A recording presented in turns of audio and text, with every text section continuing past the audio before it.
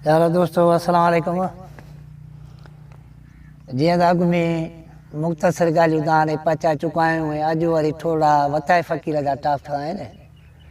कुझु इन में विचों वारी मुख़्तसर वरी नयूं ॻाल्हियूं कहाणियूं हैरानगी करण वारियूं ऐं खिल भोग वारियूं सम्झ सोच वारियूं थोरा टुटका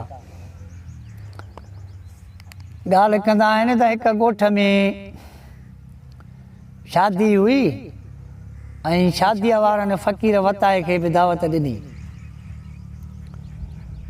आख़िर फ़क़ीर वियो जॾहिं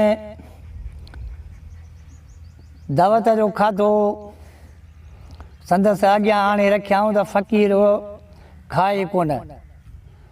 माण्हुनि चयोसि फ़क़ीर साहब हीउ खाधो शायदि अव्हां जे तबियत खे पसंदि न आहे।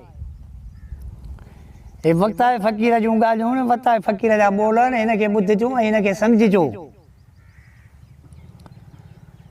जेको हुकुम हुजे त ॿियो ठारायूं। फ़क़ीर को बि जवाबु न ॾिनो ऐं रोअण लॻो। इहो हाल ॾिसी सभु हैरान थियण लॻा ऐं सभु पुछण लॻा फ़क़ीर चयो त अबा शादीअ वारनि खे ख़ुशी करणी आहे, बाक़ी मां त अॼु ई आयो आहियां।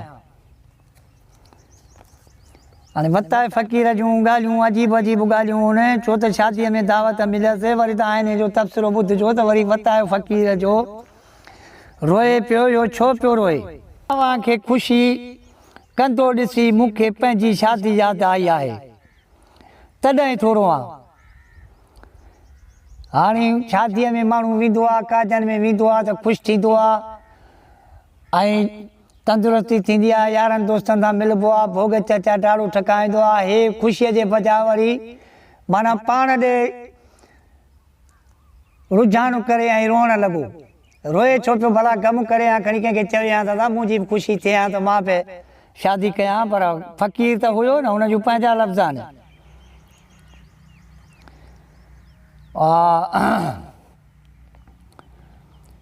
ख़ुशी कंदो ॾिसी मूंखे पंहिंजी शादी यादि आई आहे तॾहिं थोरो आहे। सियाणा सच चई विया आहिनि त ज़र बेसार इश्क ठप मूंखे बि नाणो हुजे हा त शादी थी वञे हा। पर उहो ग़रीब मिसकिन वीचारो हो, जन वटि नाणो हुयो, पैसा हुया त धाम धूम सां विया शादियूं पंहिंजो ॾाढो करे ऐं कनि पिया। हे हो फ़क़ीर माण्हू हलालो ग़रीब हुयो। पोइ इन ॻाल्हि न इन ॾुख ऐं अफ़सोस पियो हुनखे रुआरे त मूंखे का शइ कान्हे का जेकॾहिं हुजे हा त इन मंज़िल ते अॼु मां बि हुजां हा, मुंहिंजूं बि ख़ुशियूं हुजनि हा, मुंहिंजूं बि देगियूं रजनि हा, मां जी बि ख़लक़ अचे हा, मां बि ख़ुशि थियां हा।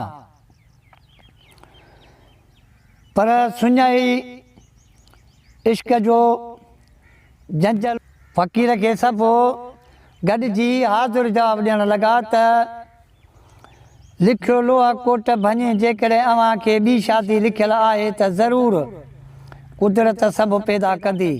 धणीअ ते रखो ऐं दावत जो ताम खाओ। तॾहिं फ़क़ीर इहो खाधो खाधो।